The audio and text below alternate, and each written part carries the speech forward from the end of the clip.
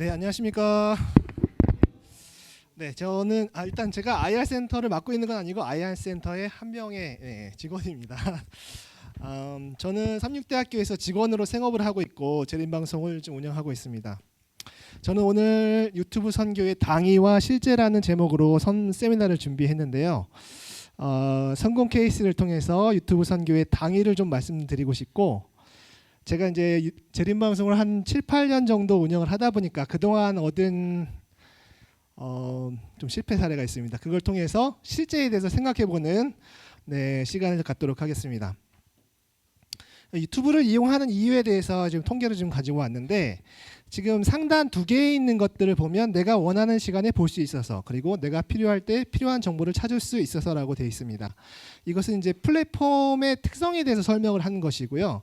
세 번째로 나와 있는 게 이제 콘텐츠에 대한 내용입니다. 방송 자체가 재미있어서라고 되어 있습니다. 여러분들께서 그 영상을 만드실 때 일단 뭐를 생각하셔야 된다고요? 재미를 생각하셔야 됩니다. 근데 보통 우리가 만드는 콘텐츠가 재미있을까요?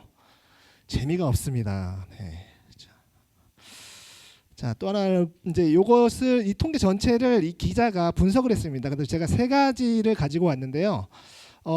20, 30대 젊은 층이 특히 많았고, 왜 이걸 보냐? 두 번째, 여기 지금 첫 번째 파란 거 보이시죠? 솔직하고 내밀한 이야기를 알고 싶을 때 본다. 그리고 특정 유튜브 방송을 선택할 때 가장 중요한 기준은 뭐니 해도 재미다. 그리고 직접 유튜버가 되고 싶은 사람은 이용자의 38.1%나 됐습니다. 그러니까 여기 모여 계신 10분 중에 4명은 유튜브를 한번 해볼까 하는 긍정적인 생각을 해보셨다고 생각할 수 있는데 맞을까요? 네, 잘 모르겠습니다. 네. 근데 여기는 각 교회 지도자들께서 오셨으니까 우리는 지금 선교적인 관점에서 미디어를 사용할 때 정말 유튜브가 직접 선교를 가능하냐, 이걸 좀 따져봐야 되는 시점인 것 같습니다. 그래서 제가 그 관점에서 지금 슬라이드를 준비를 했습니다. 어떤 선교든 선교가 일어나기 위해서는 우선 전하는 사람과 받는 사람의 관계 맺기가 선행되어야 하죠, 그죠? 그래서 미디어 선교에 대해서 말씀드리면 대부분 이 부분들에 대해서 걱정을 하세요. 정말 그 뭐랄까 이제 툴로서 미디어 선교를 하는 것이 아니라 정말 직접 선교를 할 때 이 관계 맺기가 미디어를 통해서 가능하냐? 나는 그렇게 보지 않는다, 이런 말씀들을 하시는 거겠죠? 근데 제가 최근 사례들을 좀 보니까 이게 점점 가능해지고 있는 게 아닌가 하는 생각들을 했습니다. 그래서 그 부분을 가지고 말씀을 좀 드리고 싶은 것이고요. 이제 먼저 이제 성공 사례를 보여드리고 싶은데, 유튜브 시청자 중에서 이용 시간이 압도적으로 많으신 분들이 있습니다. 그분이 어떤 분들일까요? 네, 요즘 최근 들어서 어르신들의 그 유튜브 시청 시간이 엄청나게 늘어나고 있고요. 그 전에 약진 아주 이렇게 올라오셨던 분들이 계신데 바로 환자분들이십니다. 여러분들도 쉽게 생각을 하실 수 있겠지만 우리 주변에도 이제 아프신 분들 많이 계시죠. 보통 병상에 누워 계시고 거동이 불편하시기 때문에 내 즐길거리를 이제 유튜브를 통해서 찾고 계신 거예요. 그래서 이 시청 시간이 굉장히 많으신데 이분들을 대상으로 유튜브를 운영하시는 분을 한번 소개해드리고자 합니다. 자, 미주 사회에서도 좀 어느 정도 알려지셨을 것 같다는 생각을 했었는데, 이제 하늘마을이라고 강원도 평창에 요양원을 운영하고 계신 분들이 계십니다. 저는 이분을 한 10년 전쯤에 알게 됐었는데, 제가 대학을 막 졸업했을 때쯤일까요? 그때쯤에 중국에서 선교사로서 이렇게 활동하고 계셨습니다. 목사님은 아니신데 신학과를 졸업하셨고, 졸업하시자마자 중국에 선교 활동을 하러 가셨고요. 가셔서 요양원을 운영하시면서 미디어 선교를 하셨습니다. 근데 이제 공안의 단속이 심해지시니까 한국으로 다시 돌아오셨는데, 돌아올 때는 거의 이제 빈털터리가 돼서 돌아오셨어요. 이제 돌아오셨는데 그래도 이제 사역을 하시던 분이기 때문에 그 사역을 놓을 수는 없고 어떻게 할까 하시다가 강원도 평창에다가 요양원을 이제 집 한 채를 짓고선 이제 하신 거죠. 빚을 내셔가지고 그렇게 하셨는데,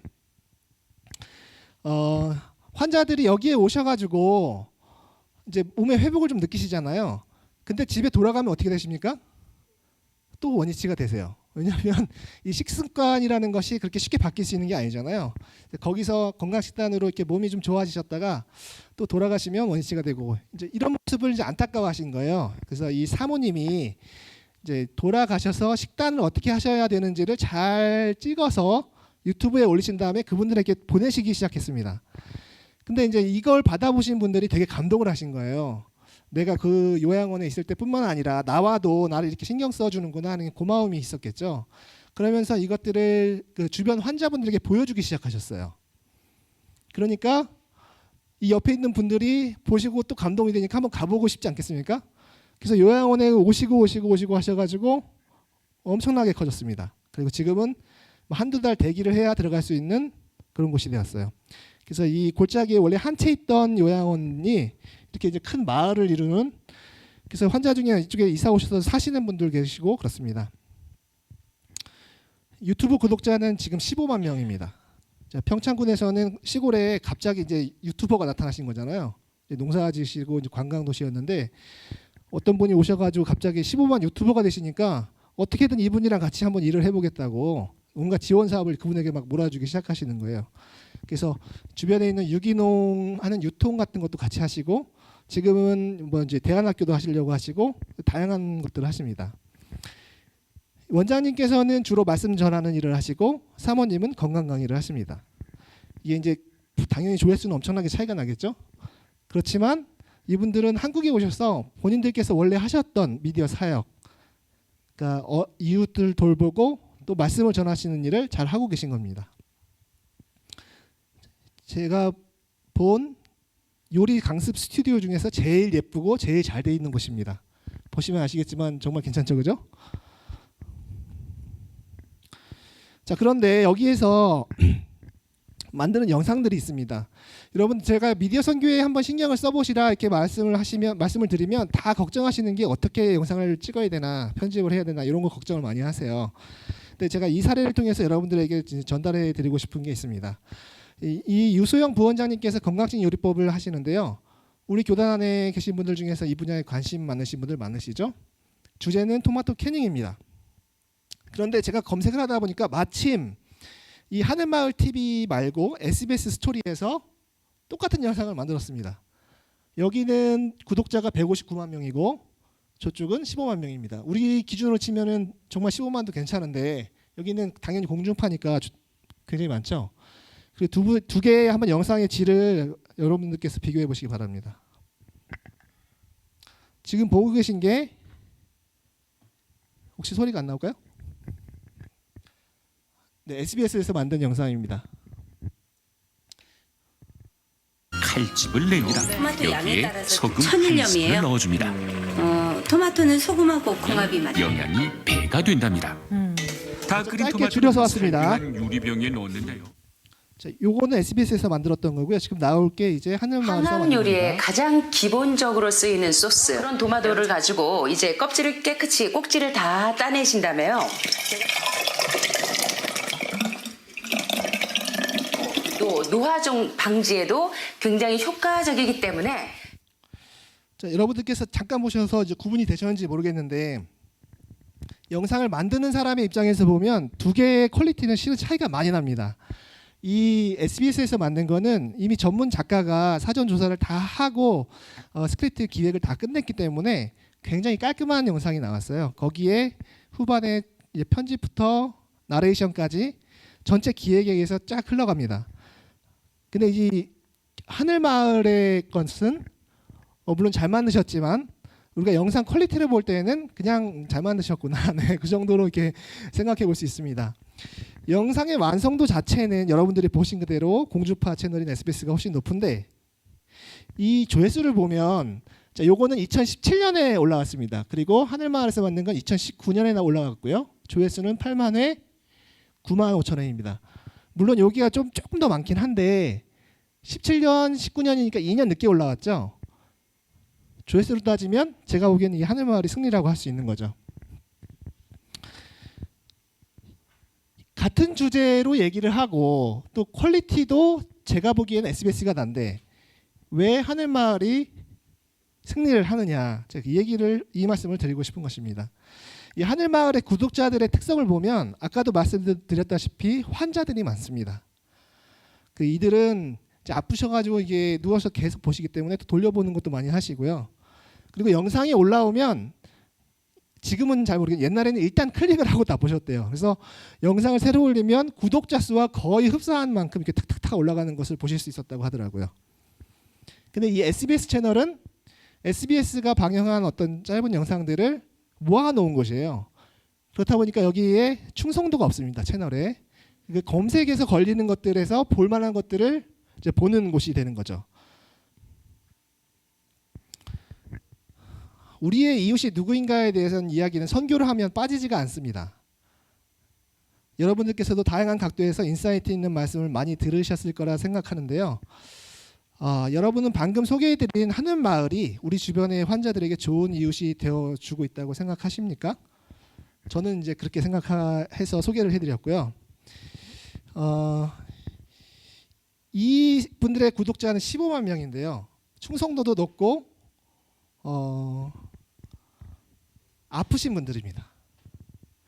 근데 이분들이 충성도 높은 이분들을 가지고 뭔가 차익을 취하려고 하냐, 그런 거 굉장히 조심하시면서 어떻게든 어려운 이웃을 섬기고 복음을 전하겠다는 일념으로 이것을 하고 계세요.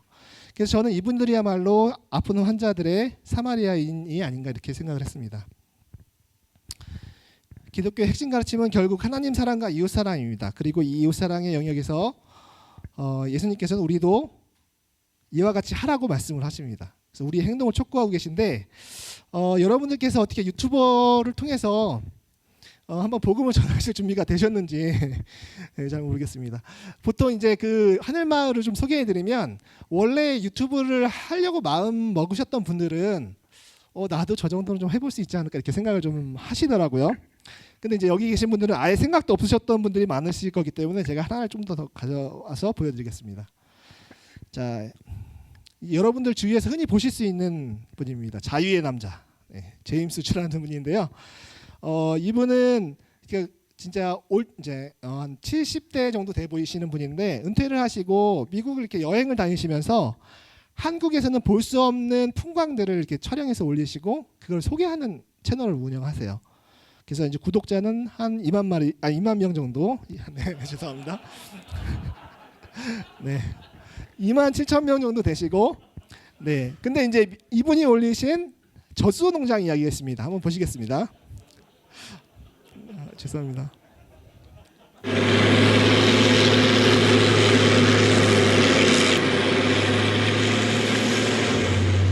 잘 안 됐어요. 그래서 이제 조금 늦게 여기 상당히 많은 트레일러들이 계속 이 소고기를 그 있는 것이 거름이 아니고 그 발효시켜서 그 부들부들하게 된 그 먹이를 갖다가. 여러분 이 영상이 잘 만들었나요? 실은 그렇게 영상미가 있거나 그렇지는 않습니다. 근데 저도 저의 아들내미들이랑 이걸 보고 있는데 1시간이 그냥 훌딱 갑니다. 왜냐하면 저희가 볼 수 없는 모습들을 보여주기 때문입니다. 한국에는 소가 많아봐야 뭐 100마리 이런데 여기는 막 몇만 마리가 이렇게 떼를 지어서 돌아다니는 게 너무 신기한 거예요. 그래서 이분은 이제 보면 뭐 몇 마리를 가도 끝없는 뭐 옥수수밭 막 이런 거 뭐 이런 걸 많이 보여주시는데 인생은 바람처럼 흐르다 연기처럼 사라진다, 이게 모토십니다. 근데 이제 이거를 저 같은 젊은 사람들이 궁금해서 찾아보기도 하지만 어르신들이 많이 보세요. 내 나이 또래에 저 이방에서 사는 사람은 어떻게 사나 궁금한 거죠. 그래서 이분이 이렇게 말씀하시는 게 그 옛날에 자기가 이제 이민하시기 전에의 한국의 모습 기억하시면서 이렇게 막 얘기하시는데 그런 것들이 향수를 좀 불러일으키는 것 같아요. 네, 저는 여러분들께서 유튜버가 되실 때에 실은 제가 이렇게 확정적으로 말씀드릴 수 있을지 모르겠는데 교회에서 여러분들께서 관계 맺기를 통해서 선교를 하실 수 있는 것보다 더 많은 기회가 열리고 있다고 말씀을 드리고 싶습니다. 그래서 여러분들께서 유튜버로 한 명 한 명 나서셨으면 좋겠다 이렇게 지금 제안을 드리고 있는 거거든요. 이게 잘 되고 있는지 모르겠지만 제가 보통 이런 말씀을 드리면 그런 얘기 하지 말고 교회에서 영상을 어떻게 깔끔하게 올려서 이렇게 뭐 보들 사람 많이 있게 이런 거를 좀 물어보시는데 실은 저는 그쪽에는 지금 별 관심이 없습니다. 왜냐하면 조금 이따 말씀을 드리겠지만 제가 그 일을 8, 9년 해보니까 이게 네, 조금 이따 말씀드리겠습니다. 네, 유튜브를 한번 해보겠다 생각을 좀 하셨다 치고 그러면 보통 뭘 하실까요? 뭘로 내가 유튜브를 할까? 주제를 보통 생각하시거든요. 근데 유튜브를 하려고 하는 사람들 대부분이 이거를 먼저 생각을 하기 때문에 유튜브에 가면 또 그걸 설명하는 유튜버들이 많습니다. 주제를 어떻게 골라라 이렇게. 근데 이분들이 얼마나 이걸 잘하냐면 온갖 통계 자료를 다 분석해가지고 요즘 트렌드가 이렇게 올라가니까 이걸 다루면 성공할 수 있다 이렇게 얘기를 하는 거예요. 그럼 당연히 그걸 다루는 유튜버들도 엄청나게 많아지겠죠. 자, 제가 자전거를 좀 좋아하니까 만약에 자전거 유튜버를 한다 치면 이제 자료 검사를 막 합니다. 그러면 결론은 뭐가 나오냐? 아, 이거 안 되겠는데 이거 이렇게 나와요. 왜냐하면 내가 생각했던 것보다 유튜브에 올라와 있는 자전거 영상들이 너무 잘 만드는 거예요. 그래서 뭐 자전거 코스부터 시작해서 자전거 고르는 법, 자전거 조립하는 법 이런 것까지 다 있습니다. 그러면 다른 주제를 해야지. 좀 주제를 바꿔봐야겠죠. 그래서 또 이제 건강 요리를 한번 해보자 하고 찾아보면 네, 얼마나 재밌게 잘들 하시는지. 실은 이게 주제 가지고 내가 뭔가 이제 승부를 볼 수 있겠다 이렇게 확신되는 주제가 별로 없습니다. 만약에 여러분들께서 이런 레시피 말고 정말 특이하고 이것은 확실하다 이런 레시피가 있다. 그럼 성공할 수 있을까요? 네, 가치가 있는 영상이 탄생할 수는 있지만 문제는 그걸 찾는 사람이 없습니다. 왜냐하면 찾는 사람이 있는 영상들은 이미 다른 사람들이 다 통계를 보고 만들어놨습니다.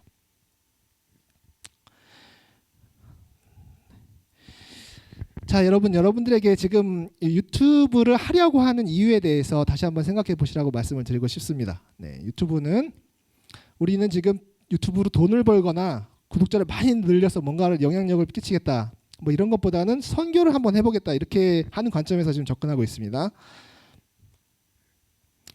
네, 우선 통계 자료도 한번 다시 보시면 유튜브 여러분들께서 채널을 만드시는 순간에 26억 명의 잠재적 시청자군을 얻게 되시는 것입니다. 좀 좋죠, 그죠? 그런데 문제가 있는데 바로 유튜브에는 1억 1천만 명이 유튜버로서 활동하고 있습니다. 그러니까 내가 영상을 하나 올리면 8억 개 영상 중에 하나가 되는 거예요. 그러니까 이게 내가 과연 이걸 올리면 사람들이 볼까 하는 의심을 당연히 할 수밖에 없겠죠, 그죠? 그래서 이러한 통계들을 보면 아, 이거 유튜브로 뭘 하기에는 쉽지 않겠다 이런 생각을 하게 됩니다. 근데 어찌 됐거나 내가 영상을 보다 보면 이상하게 내가 관심 있는 영상들이 잘 뜨거든요. 그리고 그 뜨는 영상들을 보면 실은 그렇게 조회수가 많거나 거대하게 성공한 영상들은 많이 안 떠요. 왜냐하면 우리 여기 계신 분들은 세상 물정에 관심이 많으신 분들이 아니고 관심사가 지금 다 보통 이게 정해져 있습니다. 제가 이따 보여드릴 건데 그렇기 때문에 비슷비슷한 것이 뜹니다. 또 얘가 어떻게 알까? 유튜브가 알고리즘이라는 걸 가지고 있습니다. 여러분 이세돌 아시죠? 이세돌 아시죠? 네, 이 바둑. 근데 이 알파고를 누가 만들었냐? 구글의 알파벳이 만들었습니다. 그리고 이 알파벳이 유튜브 영상의 알고리즘을 가지고 온 거죠. 여기서 딥러닝과 AI를 가지고 영상들을 분석해내고 시청자들을 분석해서 이 사람들이 뭔가를 더 보게 만드는 그 알고리즘을 이분들이 만든 것입니다. 이 사람이 이 알고리즘을 처음에 설계하신 분인데 이 사람의 말을 한번 읽어보겠습니다. 제가 작업한 알고리즘이 사회의 분극화를 더 심하게 만들어서 걱정이 됩니다. 하지만 사용 시간의 관점에서 보면 이런 분극화는 사람들을 잡아두는데 매우 효과적입니다. 자, 뭐를 통해서 사용자를 잡아둔다고요? 분극화라는 표현을 썼습니다. 이 분극화는 뭐냐면 얘네들이 사용하는 로직은 두 가지라고 이제 보통 볼 수 있는데 컨텐츠 기반과 보는 사람들을 그룹화해서 하는 협업 필터링이라고 하는 것입니다. 그래서 이 가만히 보니까 요 영상은 어떤 그룹들이 많이 본다. 요거를 이제 만들어내고 또 컨텐츠를 분야별로 종류별로 필터링해서 내가 왔을 때 너는 뭐 40대의 중년남이니까 너는 뭐 이런 영상을 좋아할 거야 하고 이제 제공하는 거죠. 근데 이렇게 될 때 내 개인적인 성향이 여기 녹아 들어가기 때문에 요 성향에 맞는 사람들끼리 모이게 만든다는 거죠. 그래서 세대가 계속 갈라지게 되어 있습니다.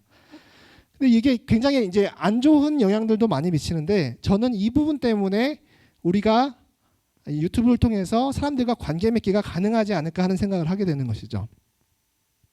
잠깐 세서 좋아요와 구독에 대해서 여러분들께서 잘 알고 계시겠지만 영상을 볼 때마다 그놈의 좋아요와 구독을 누르라고 해서 좀 짜증이 나시지 않았나요? 요즘은 그 알람 설정까지 하라고 계속 그래가지고.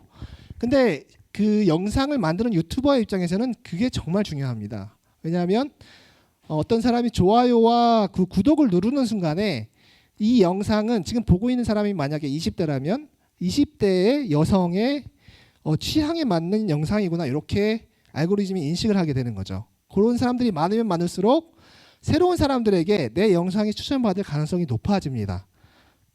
그렇기 때문에 좋아요와 구독은 이 사람들에게는 생명 같은 거예요. 그래서 이분들은 주로 그런 걸 요청하는 사람들은 유튜브를 통해서 생업을 하시는 분들이거든요. 그러니까 생업이 달려 있으니까 당연히 내 그 뭐랄까 얼굴에 체면 같은 건 중요하지 않고 요청을 하는 겁니다. 좋아요, 구독. 그리고 대부분의 사람들이 그걸 또 인지하고 있기 때문에 내가 흡족한 영상을 만났을 때 좋아요와 구독을 누릅니다. 근데 문제는 뭐냐? 우리 교회에는 그런 습관이 안 돼 있습니다. 그냥 보시고 넘어가는 거죠.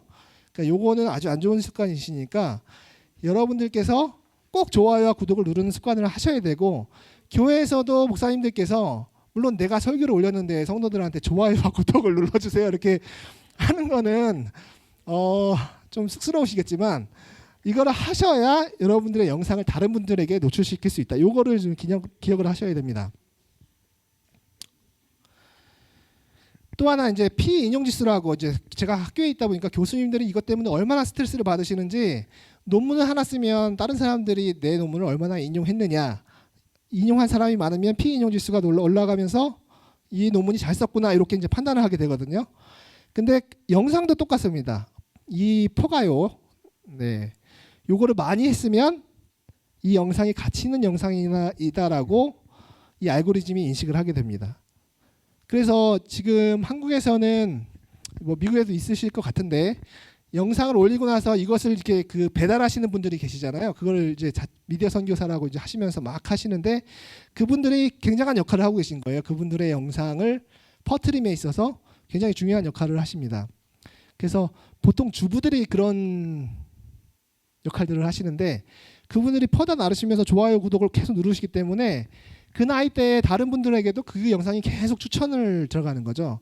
그러면서 조회수가 이렇게 막 올라가고 그런 것들을 아주 조직적으로 잘하고 계세요.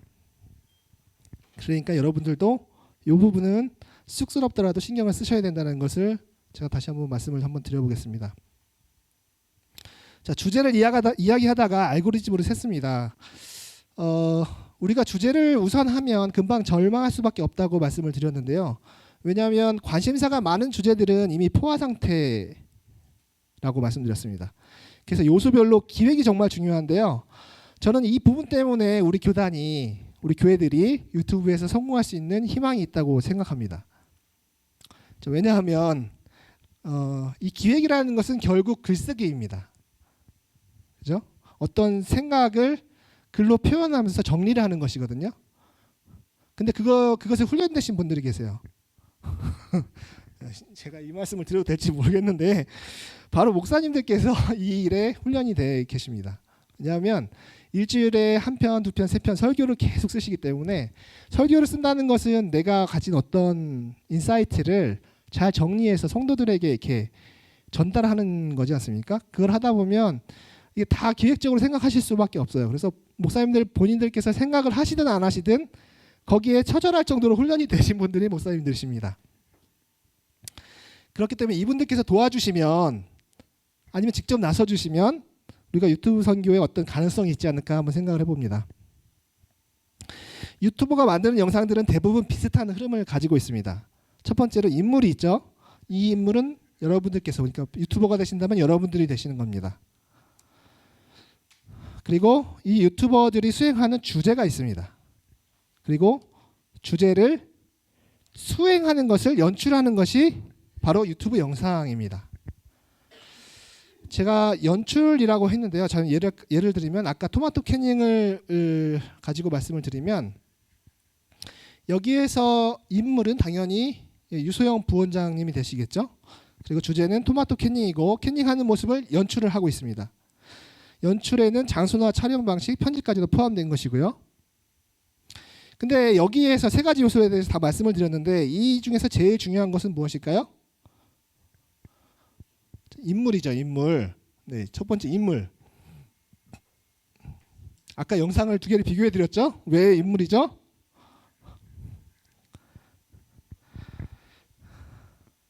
주제와 연출이 더 중요하다면 어제 보여드렸던 영상이 훨씬 성공했겠죠, 그죠?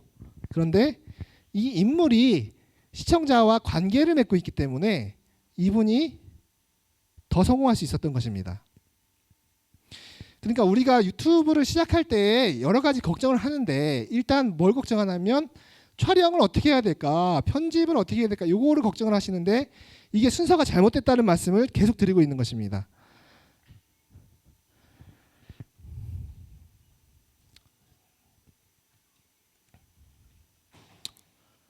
자, 저 졸고 계신 것 같아서 네.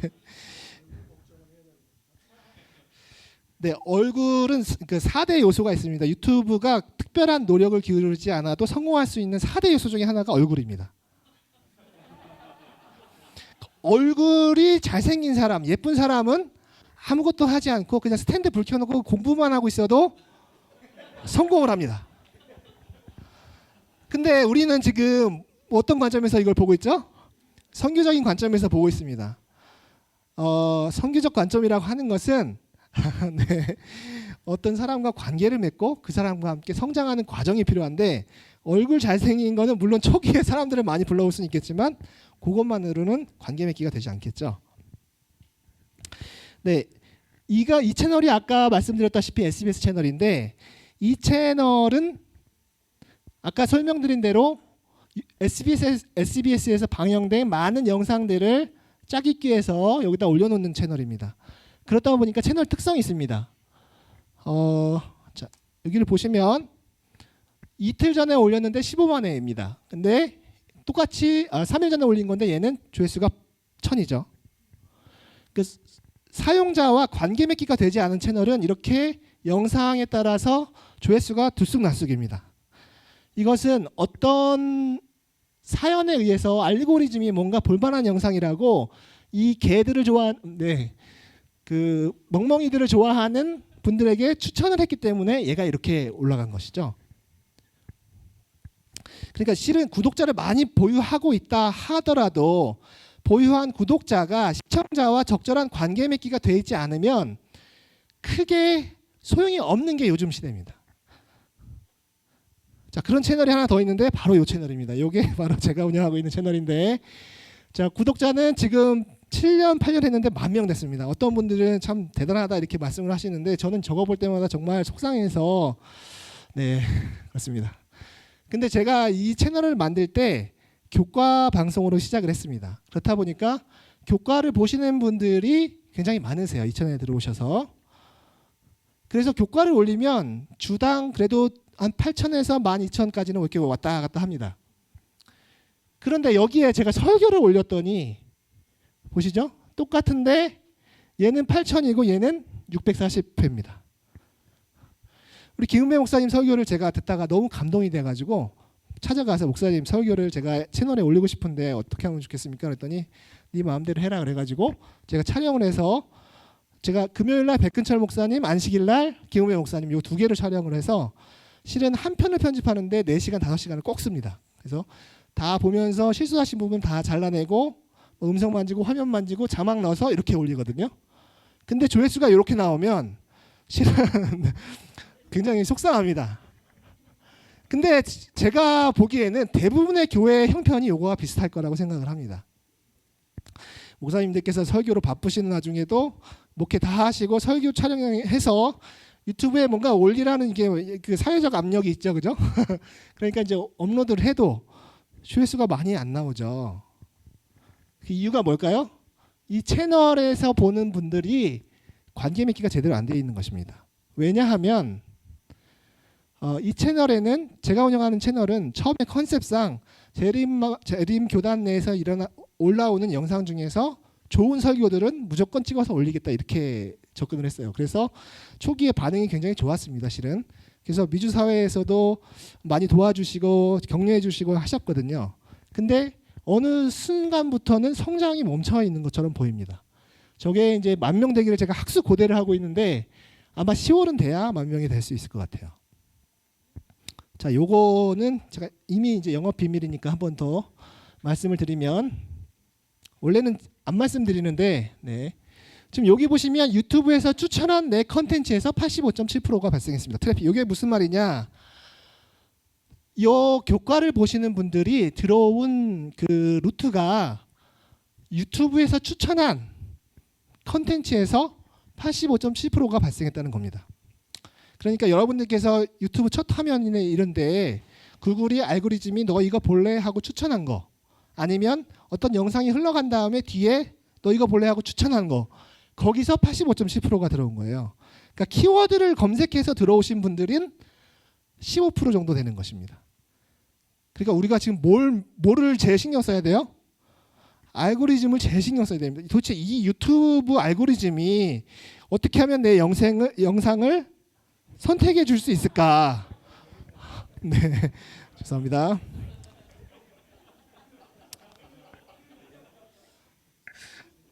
알고리즘 교가 생겨나시도록. 자, 재밌는 것을 또 보여드릴게요. 여기에 보시면 그러면 내 영상을 추천하는 애들이 무엇인가를 볼 수가 있습니다. 통계를 보시면 다 볼 수 있거든요. 여러분들께서도 유튜브 운영하시면 보실 수가 있습니다. 자, 키워드들은 이런 거고, 근데 제가 보여드리고 싶은 분이 요거 부분입니다. 요 두 개, 맨 위에 두 개는 제가 올린 컨텐츠, 그러니까 10과 12과고요. 그 전에 것들은 다 다른 분들이 해설하신 것들이에요. 그러니까 이 유튜브 알고리즘이 뭘 알고 있냐면 교과 해설들끼리 같은 영상이라는 것을 알고 있습니다. 같은 주제를 다루고 있다는 것을. 근데 아까 영상이 몇 개라고요? 8억 개 중에서 요것들이 같은 특성을 가지고 있다는 걸 알고 있습니다. 이게 좀 선뜻하지 않으실까요? 어떻게 이걸 알고? 네, 그리고 요것들을 주로 보는 사람들이 누군가 요것도 알고 있습니다. 그래서 이것을 본 다음에 김석훈 목사님이 교과 해설을 한 걸 본 다음에 너 이것도 봐라 하고 제 거를 보여주는 거죠. 자, 재밌는 거 여기도 제 미주에 왔으니까 우리 목사님께서도 교과 해설 시작하신 지 이제 조금 되셨는데 우리 김기웅 목사님께서 제 영상을 208회 추천해 주셨습니다. 그리고 47명이 그걸 클릭해서 들어오셨어요. 목사님 감사합니다. 근데 제 영상을 보고도 아마 김기웅 목사님 거를 보러 가신 분이 분명히 계실 거라고 저는 생각을 합니다. 자, 교과 같은 경우에는 교과를 보는 문화가 어느 정도 형성이 되었죠. 그래서 교과 해설은 원하지 않든 원하지 않든 다양한 해설자들에 의해서 경쟁이 아닌 생태계가 형성되고 있습니다. 그러니까 경쟁할 필요가 없는 게 보는 사람이 너무 많이 계시고 또 한 분만 보시냐면 그게 아니니까 이분도 보시고 저분도 보시고 이렇게 하십니다. 왜냐하면 유튜브를 보는 시간 자체가 엄청나게 늘어나고 있기 때문에 하나만 봤다고 내가 땡 이게 아니라는 거죠. 김상래 목사님께서 저희 교과 해설을 촬영하신 적이 있으신데 이분은 교과 해설을 올리셨다가 전화를 받으셨어요. 같이 그 구약 무슨 학회에 같이 하셨던 다른 대학, 우리 교회 아니죠, 다른 대학 교수님이 자기 영상 관련해서 뭔가 이렇게 하시다가 김상래 목사님 같은 경우 주로 강해 설교를 올리시거든요. 그렇다 보니까 이제 그 성서 관련해서 찾다가 영상을 봤는데 자기는 영상을 아주 그냥 열심히 촬영해서 올려도 보는 사람이 별로 없는 거예요. 1년이 지나도 뭐 700, 800 이렇게 가는데 김상래 교수는 어떻게 된 게 올리면 일주일 만에 10,000회가 넘냐. 정말 대단하다고 전화를 하신 거예요. 우리 교회가 가진 장점입니다, 이게. 우리 교회는 매주마다 교과를 보는 그 습관이 돼 있으셔서 어떤 영상을 보면 일단 교과는 어느 정도 숫자까지 이게 올라옵니다. 그러면 유튜브 알고리즘이 이걸 생각하고 괜찮은 영상이구나 라고 생각을 하고 있다가 관련 주제의 영상을 보는 사람들에게 교과를 서제스트합니다. 그러니까 이런 주제가 이제 강해 설교 쪽일 때가 유리한 면이 좀 많이 있겠죠. 그래서 선교적인 기회도 같이 온다고 말씀드릴 수가 있는 것입니다. 다른 영상을 하나 보여드리면 이것은 김신영 선생님이라고 저희 그 대학원에 근무하고 계신 분이 영상을 공부하셔서 만드신 영상입니다. 그래서 그 의대생들이 안식일 준수를 위해서 이렇게 싸우고 있는 모습을 드라마로 만든 건데 지금 조회수가 45,000 정도 나왔고 괜찮은 저희가 그 영상을 만드신 분에게 간곡히 부탁해서 저희 걸로 섭외한 네. 원래 어느 채널에 올릴까 이제 고민을 많이 하셨는데 저희가 섭외를 했습니다. 그래서 조회수가 많이 올렸고 이 영상 때문에 250명의 구독자가 생겼습니다. 근데 재밌는 것도 있습니다. 이 영상을 추천하는 영상 중에 현종TV라고 있습니다. 안식교가 이단인 이유. 그래서 저희 영상을 추천을 해주고 있는 거죠. 그러니까 여기는 완전 소리 없는 전쟁터입니다 지금. 그래서 이 주제가 뭔가 비슷하고 너 이것도 저희가 볼 때는 도대체 저게 유튜브가 할 짓인가 이런 생각이 들잖아요. 실은 둘이 완전히 싸우고 있는 건데 근데 소비자들 그러니까 시청자들은 객관적인 상황에서 이것을 판단할 수 있는 능력이 되는 것입니다. 우리가 준비만 돼 있다면요. 콘텐츠적으로. 자, 조시는 걸 방지하기 위해서 이렇게 재밌는 걸 계속 열고 있습니다. 자, 이거 보시면 어떤 생각이 드세요? 뭐 저런 게 다 있어라는 생각이 드시죠, 그죠? 넷플릭스 CEO가 그 우영우를 보다가 한국행을 결정했다. 자, 요거는 바이든이 우영우 팽나무 앞에 나타났다. 뭐 이런. 그리고 TSMC를 본사를 서울로 이전키로 했다. 자, 요게 뭐냐면 국뽕 콘텐츠라고 하는 겁니다. 예, 영상을 보면 자국에 대한 이게 자부심이 막 극에 달하면서 흐뭇한 미소를 짓게 된다고 해서 이제 국뽕 콘텐츠라고 하는데 실은 여러분들이 보신 건 가짜 뉴스 국뽕 콘텐츠입니다. 그러니까 좀 그러니까 썸네일만 봐도 사실이 아니라는 것을 아실 수 있는데 문제는 뭐냐면 이런 걸 보시면서 고개를 끄덕이시는 분이 계세요. 아니 근데 생각보다 엄청 많습니다. 되게. 그래서 이제 웃으시면 안 되는데 네. 더 황당한 건 뭐냐면 이 영상을 만든 것 중에서 지금 이슈왕이라고 한 이 채널은 대만 사람들이 만든 겁니다. 베트남 사람들이. 그러니까 베트남 사람들이 한국 그 컨텐츠 소비하는 문화 중에 국뽕 컨텐츠를 소비하는 문화가 있다는 걸 알고 있어요. 그래서 돈벌이를 하기 위해서 이걸 만든 겁니다. 지금 조회수가 39만 회 나왔는데 한국에서 보통 영상을 만들 때 한 편당 보통 5원 정도를 받을 수 있다고 얘기를 하거든요. 뭐 이게 광고를 게재하는 방식에 따라서 많이 다른데 평균적으로 4원에서 5원을 받는다고 얘기합니다. 그러면 40만 회면 얘는 이 영상 하나 올려서 한 150만 원, 그러니까 1,000불 조금 넘게 벌 수 있는 거죠. 그렇다 보니까 이게 하나의 산업이 돼서 이런 자극적인 소재를 가지고 이상한 가짜 뉴스를 막 만들어내고 있습니다. 근데 불행히도 이런 뉴스를 누가 많이 보시냐면 어르신들이 많이 보세요. 그래서 저는 이게 정말 웃을 문제는 아니고 이게 큰 사회적 문제가 되고 있습니다. 여러분들도 들으셔서 아시겠지만 한국의 보수 유튜버 중에 이상한 사람이 있습니다. 이 사람은 이 진영을 갈라서 극우 쪽에 있는 영상들을 계속 만들어내고 위화감을 조성하고 이래서 어른들에게 돈을 뜯어내는 게 이 사람의 직업이에요. 근데 이분이 사회적으로 유명해지고 알려질 만큼 영향력이 꽤 큽니다.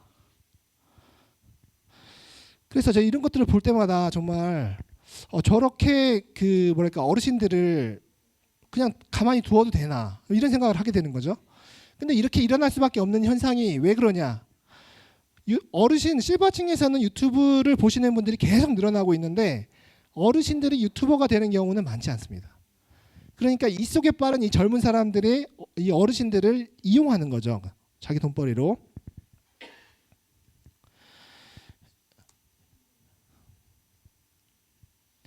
그래서 이제 어르신들 유튜브도 이렇게 좋은 컨텐츠들 많이 있긴 있습니다. 그래서 이런 컨텐츠를 통해서 우리가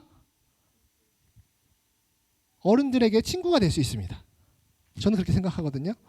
이 어르신들이 밖에 안 나가시고 집에서 계속 유튜브와 함께 하루 종일 보내시는데 일종의 하나의 생활이에요. 그럴 때 이 보실만한 컨텐츠를 제공하는 것이 우리의 의무가 아닌가 이런 생각을 하게 되는 것입니다.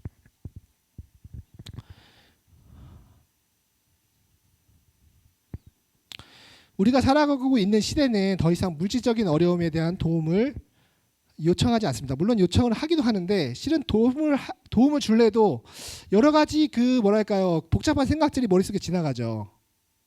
첫 번째로 내가 저 사람을 도울 때 이게 만약 저 사람의 자립성에 영향을 미치지 않을까 이런 그런 것도 우리가 좀 배운 적이 있죠, 그죠? 그리고 요즘은 저런 가짜 거지들도 있어요. 그러니까 여러 가지 복잡한 생각 때문에 선뜻 도와주기가 어렵습니다. 사회는 나이 들고 늙고 외로워지는데 사회 시스템과 구조가 사람을 격리시키고 만남을 거부하게 만들고 있죠. 그래서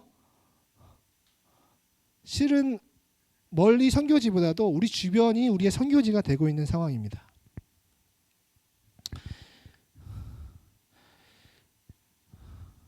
우리가 영상을 만들 때는 영상이 가지고 있는 목적과 영상으로 발생되는 가치에 집중해야 합니다. 그래서 당장 조회수가 오르지 않는다고 실망할 필요가 없고요.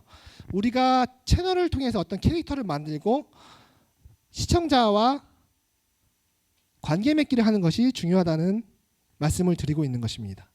그래서 선한 모습으로 성장하는 과정을 거쳐야 됩니다. 그래서 이게 한 사람이 사회적으로 선교를 할 때 필요한 요소들이 유튜브에서도 똑같이 적용이 됩니다. 그리고 똑같이 효과가 있고요. 그래서 여러분들에게 제가 유튜버가 되기를 자꾸 권장을 드리는 것입니다.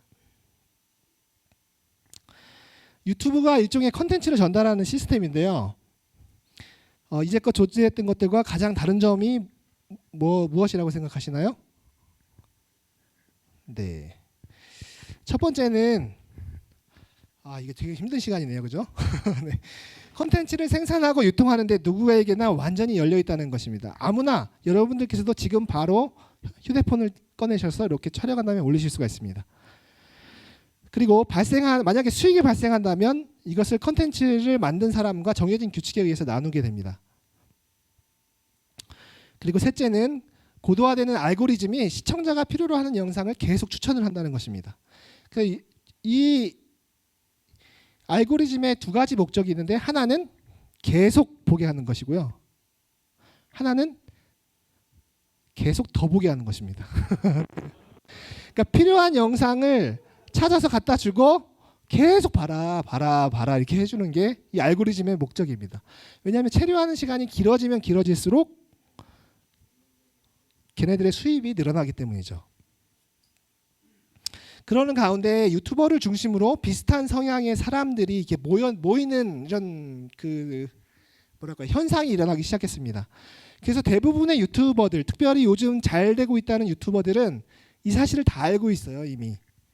제가 이거를 어떻게 배웠냐면 제가 이제 삼육대학교의 홍보팀에서 이제 일을 했습니다. 그래서 거기서 홈페이지 관리하는 일을 했는데 홍보팀에서는 유튜브 채널도 운영을 하고 그러니까 SNS 관리도 하다 보니까 관련해서 이제 뭐 광고하는 분들과 좀 만남을 갖고 그분들과 친하게 되고 그러면서 제 채널도 좀 보여드리고 아까 말씀드렸다시피 아주 그 신랄한 비판을 받고 뭐 그러면서 근데 대부분이 이런 식으로 우리 교회가 운영을 하는데 이런 생각을 하면서 안 되겠다 좀 이렇게 우리 목사님들이나 이 채널을 운영하시는 분들이 도움을 좀 받을 수 있도록 알려드려야겠다 이런 결심을 했었는데요. 그래서 제가 지금 추석 연휴를 반납하고 여기 와 있는 거죠.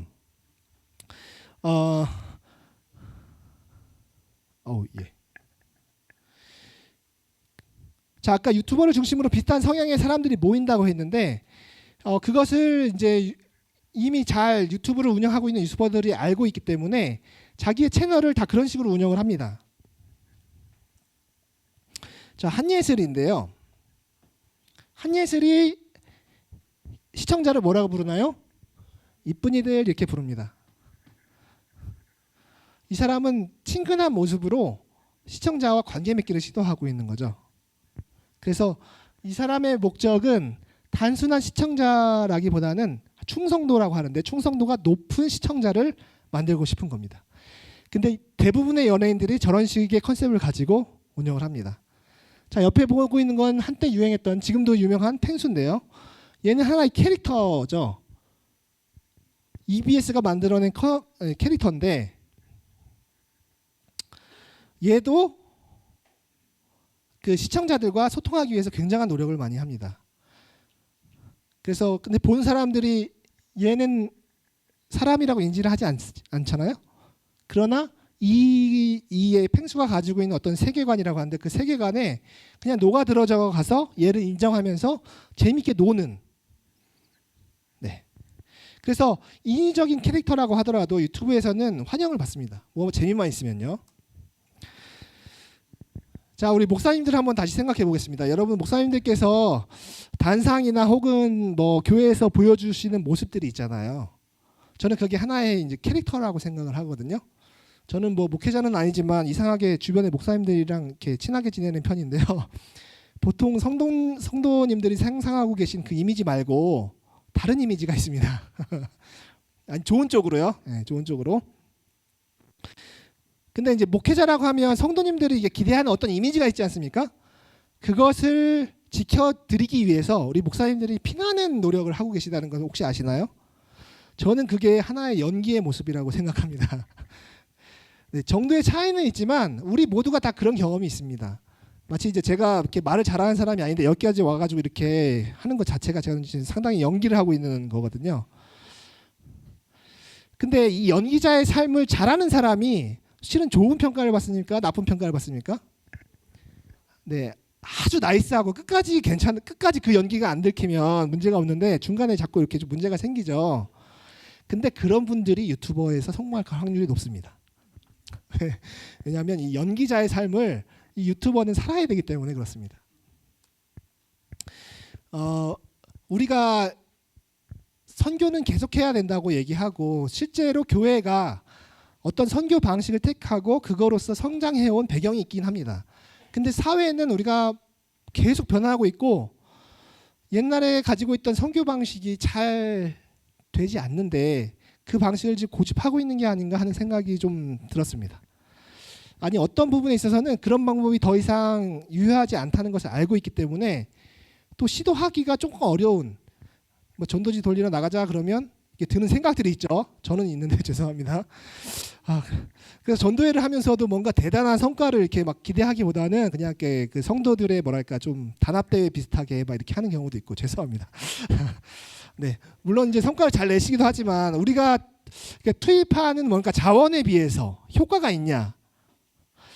네, 근데 제가 생각하기에는 이제부터 우리가 유튜버를 통해서 선교하는 뭐랄까 방식을 생각해낸다면 지금 같이 오프라인으로 이렇게 선교하는 것보다는 좀 효과가 좋지 않을까 이런 생각을 하게 되는 것입니다. 그래서 이번 계기로 좀 목사님들께서 또 교회 지도자들께서 이 방식에 대해서 한번 생각을 해보십사 이렇게 부탁을 드리는 것입니다. 세상에는 아주 소수만이 아는 정보를 독점하는 사람들이 있죠. 그 정보의 가치는 굉장히 높습니다. 뭐 예를 들면 의사나 판사나 이런 분들을 가지고 있는 정보가 굉장히 높죠. 그리고 어떤 직업은 직업 자체가 선망하는 직업 중에 하나라서 그냥 사람들이 그 직업에 대해서 굉장히 궁금해하는 경우가 있습니다. 이런 분들은 그냥 채널을 열기만 해도 이분 채널 연지 6개월도 안 되셨는데 1만 5천 명이 이제 구독자가 됐었습니다. 아까 얘기하셨던 얼굴이 좀 되시고 직업이 의사니까 이렇게 되는 거죠. 그런데 꼭 이런 분만이 유튜버로서 성공하는 게 아닙니다. 자, 여러분들께서도 좀 찾아보셨을 거라 생각은 합니다만, 자, 세탁설이라고 하는 세탁설이죠, 썰.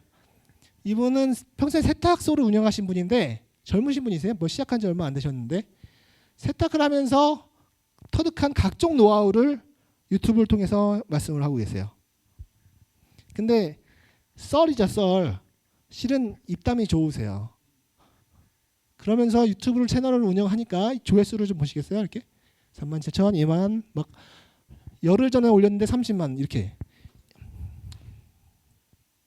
자, 다음은 하수구의 제왕. 이 사람들이 막혔던 하수구가 뚫리는 것을 보면서 뭔가 이 쾌감을 느낀다고 합니다. 그래서 이분이 이렇게 하수구 뚫는 이거를 계속 보고 있어요. 저도 오면서 비행기에서 이거를 오프라인 저장해서 이렇게 보고 봤습니다.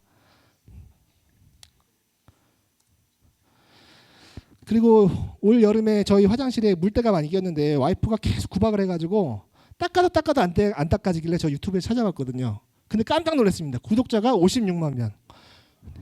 저같이 집에서 핍박받는 분들이 구독을 누르는 것입니다. 이분과 함께하면 내가 청소를 잘할 수 있다.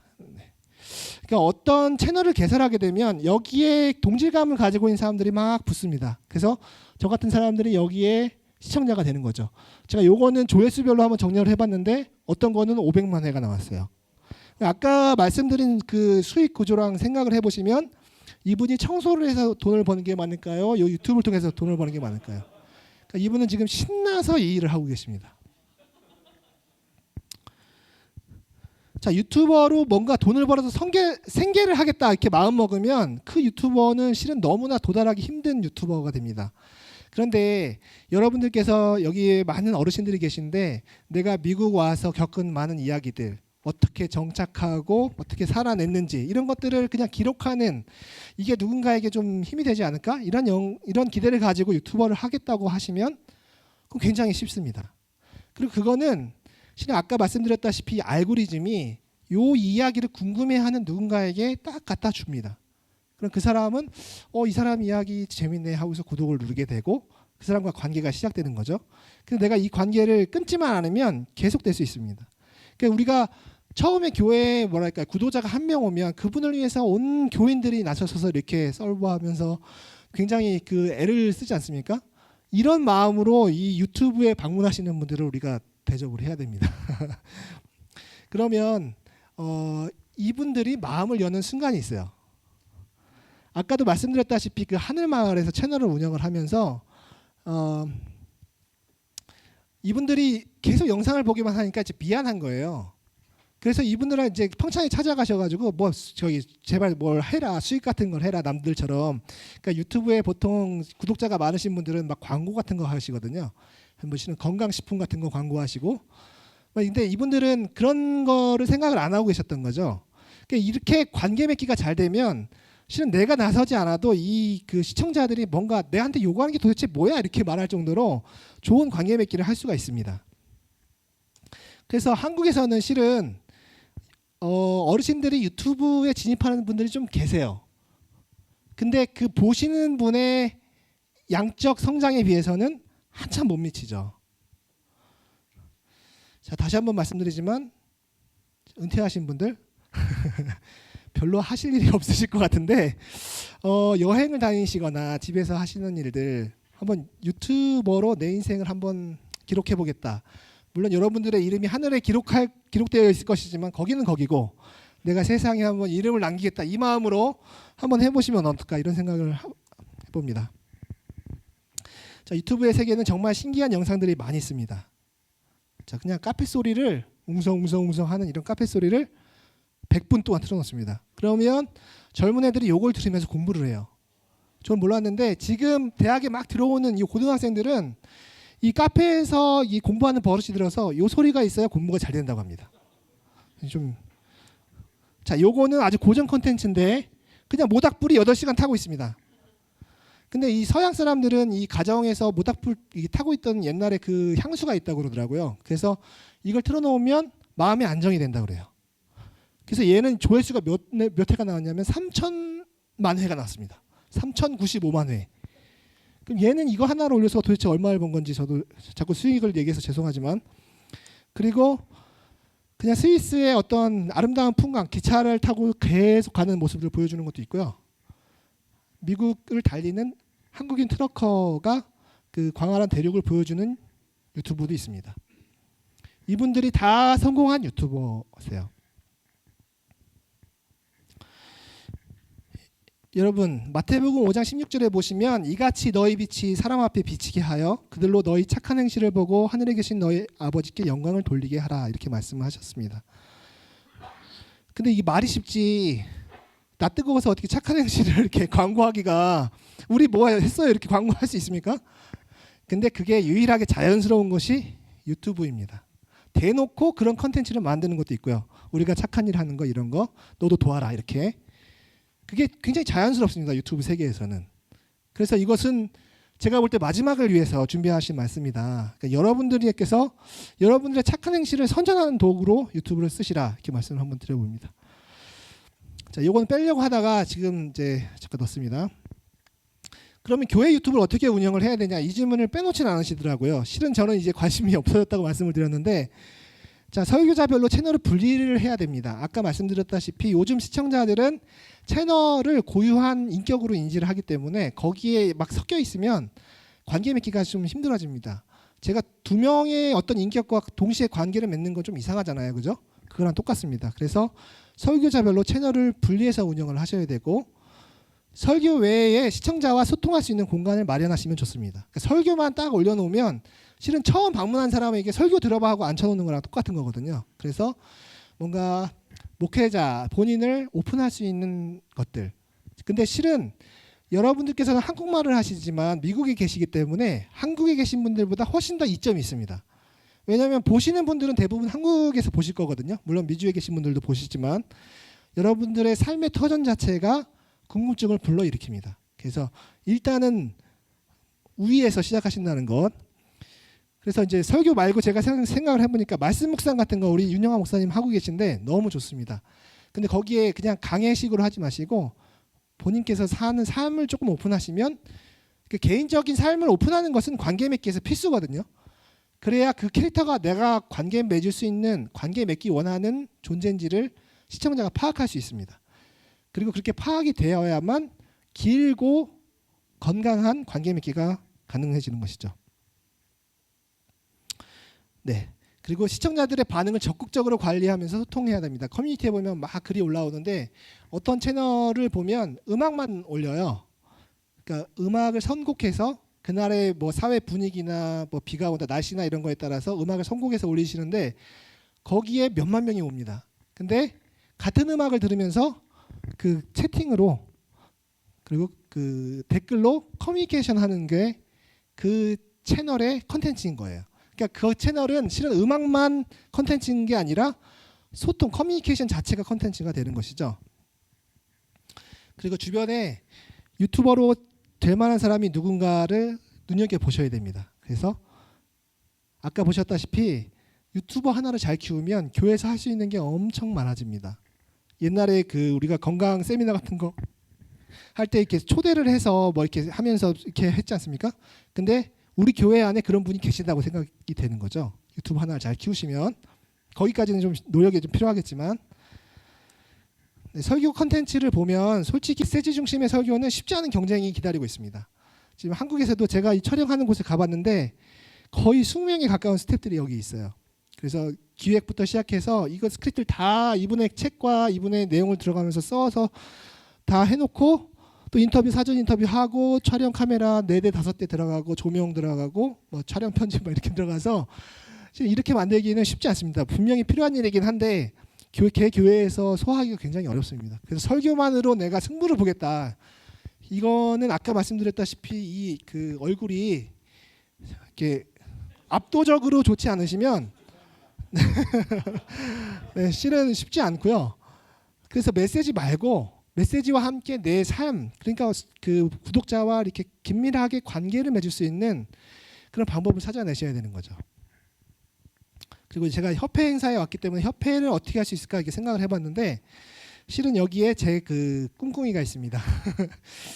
자, 요게 이제 제가 지금 만들고 있는 사이트와 앱인데 저는 이제 교단 내에 있는 유튜버들을 좀 어떻게 하면 좀 이렇게 자극을 드리고 성공할 수 있도록 한번 해볼 수 있을까, 그런 운동을 할 수 있을까 이렇게 생각을 하다가 초반에 이렇게 진입하는데 굉장히 큰 어려움이 있으세요. 그래서 다양한 진입하는 방법을 설명을 해드리고 제일 중요한 구독자를 좀 확보해드리는 것. 제가 교과를 올리면 우리 교인들이 다 같이 보면서 이게 좋은 컨텐츠라고 인정을 받는 것처럼 우리 교단 안에 있는 유튜버들이 채널을 등록하면 거기에 있는 컨텐츠를 얘가 1시간마다 돌아다니면서 계속 가져옵니다. 여기다 업데이트를 시켜주고 이제 성도들에게 소개해주는. 그러면 여기서 이제 좋아요, 구독을 그 누르기 운동을 하면 우리 교회에 있는 채널들은 그래서 일정 부분 시청자와 조회수를 좀 보장할 수 있겠죠. 이제 그런 생각들을 하는데 이런 일들을 협회에서 하셔야 된다고 말씀을 드리는 거고요. 네, 교회 내에 운영되고 있는 채널들이 이렇게 서로 협력하면서 같이 성장할 수 있도록 이제 콜라보레이션 하는 것, 이제 콘셉트들이 겹치지 않게 조율해 주시는 것, 그리고 이제 공동으로 필요한 제작을 이렇게 지원해 주시는 역할들, 그런 것들을 하시면 좋을 것 같습니다. 뭐 실은 이런 부분들은 여러 목사님들께서 더 잘 알고 계신 부분인데 제가 이 앞에 나왔으니까 한번 먼저 말씀을 한번 드려봅니다. 자, 결론적으로 한번 말씀을 드려보겠습니다. 제가 1시간 안에 끝내기 위해서 열심히 노력을 하고 있습니다. 유튜브에 여러분들의 생각과 달리, 물론 그렇게 생각하고 계신 분들이 많이 계시겠지만 우리가 도울 수 있는 이웃들이 많이 있습니다. 그리고 기술이 발전함에 따라서 채널을 통해서 우리 시청자들과 관계 맺기가 가능하게 해주었습니다. 그것은 즉 우리가 선교할 수 있는 기반이 됐다는 것입니다. 욕심을 많이 내지 않으면 여러분들도 충분히 유튜버를 시작할 수 있습니다. 네, 제가 준비한 말씀은 여기서 마치겠습니다. 감사합니다.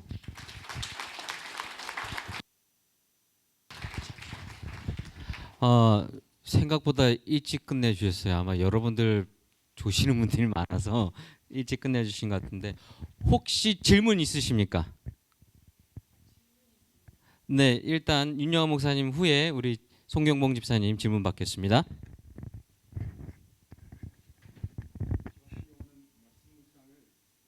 교회 유튜브로 올리고 있는데요. 교회에 올리는 거하고 개인적으로 올리는 목사님들 계시거든요. 어떤 게 좋은지 말씀해 주시겠습니까? 네, 이건 당연히 개인 유튜브로 운영을 하셔야 됩니다. 그래서 목사님의 캐릭터가 분명하게 드러날 때에 이게 실은 서비스 자체를 우리 교인들만 보게 하겠다 이렇게 하시면 교회 채널로 운영을 하시면 되는데 우리는 선교적인 역량을 발휘하면서 더 많은 사람들이 보기를 원하는 거지 않습니까? 그러면 그 사람들은 교회라고 하는 어떤 타이틀이 보이는 순간 벽이 생깁니다. 왜냐하면 내가 관계를 맺어야 될 존재가 교회이기 때문이죠. 그리고 거기에는 설교도 들어가 있고 뭐 말씀 묵상도 들어가 있고 여러 가지가 들어가 있기 때문에 실은 혼란이 오게 돼 있어요. 그래서 한 가지 통일된 컨셉으로 개인 이름으로 여시는 게 엄청나게 차이가 많이 납니다. 처음에는 교회로 올리는 게 훨씬 나을 수 있어요. 근데 시간이 지나서 유튜브의 알고리즘, 결국에는 우리가 그 승부를 보려면 이 알고리즘에 간택을 받는다고 하는데 이 간택을 받아야 되거든요. 그럴 때에는 이 채널의 캐릭터성이 있느냐가 굉장히 중요합니다. 그래서 이 채널을 내가 그 다른 사람들에게 서제스트 했을 때 얘를 눌러야 얘는 성공한 거거든요, 알고리즘이. 그래서 개인에게 딱 맞는 채널을 어떻게든 골라서 보여주기 위해서 계속 알고리즘을 개발하고 있습니다. 그래서 한 채널이나 어떤 영상이든 개인의 어떤 느낌, 영상의 느낌이 잘 살도록 채널을 운영하는 게 중요합니다. 그래서 무조건 나누시라. 실은 교회에서 목사님들께서 부담스러우실 수 있거든요. 개인 채널을 운영하는 게 교회에서 뭐 어떻게 생각하실까 이런 염려를 하실 수가 있는데 교회에서 그걸 적극 권장해 주셔야 됩니다. 그게 영 좀 그렇다. 그러면 그 브랜드 채널이라고 있습니다. 여러분들께서 채널을 마음껏 만드실 수 있고 마음껏 삭제하실 수가 있습니다. 그래서 채널을 만드시고 브랜드 채널로 다른 여러 채널들 성격에 맞는 그 영상들을 모아놓는 창고들을 다 세분화해서 만드시는 게 좋습니다. 네. 저는 유튜버도 아니고 유튜브를 하고 싶어하는 사람도 아닌데 거기에 대한 질문이 아니고요. 유튜브를 보는 사람으로서의 질문이에요. 이런 질문을 드리면 우리 젊은 목사님들은 또 와 웃으시겠지만 아까 말씀하실 때 가짜 뉴스가 많다고 그랬잖아요. 근데 사실 저는 그걸 분별할 수 있는 분별력이 전혀 없거든요. 뭐가 가짜인지 진짜인지. 그런 유튜브가 어떤 유튜브가 있을 때 이런 건 가짜예요라고 이렇게 판단할 수 있는 뭐 힌트 같은 게 있나요? 없습니다. 네. 그거를 저희가 뭐 만들어낼 수 있는 방법도 없고요. 다만 구글이 그 심각성을 인지는 하고 있습니다. 그래서 알고리즘에서 가짜 뉴스를 판별하는 것을 도입하기 위해서 노력을 하고 있는데 이 컨텐츠 자체를 전부 다 분석해서 실은 사회에 어떤 게 이게 그 진실된 방향으로 가고 있느냐 이 판단하는 게 굉장히 주관적인 부분이 많기 때문에 이게 성공할 수 있을지에 대해서는 좀 의문이 박히는 거죠. 그래서 각자가 결국에는 어쩔 수 없이 노력을 하셔야 되고 그래서 여러분들께서 유튜버로 나서셔서 올바른 컨텐츠를 많이 만들어내는 게 중요하다고 말씀을 드리는 것입니다. 네, 또 질문 없으시죠? 우리 큰 박수로 환영해 주시면 감사합니다.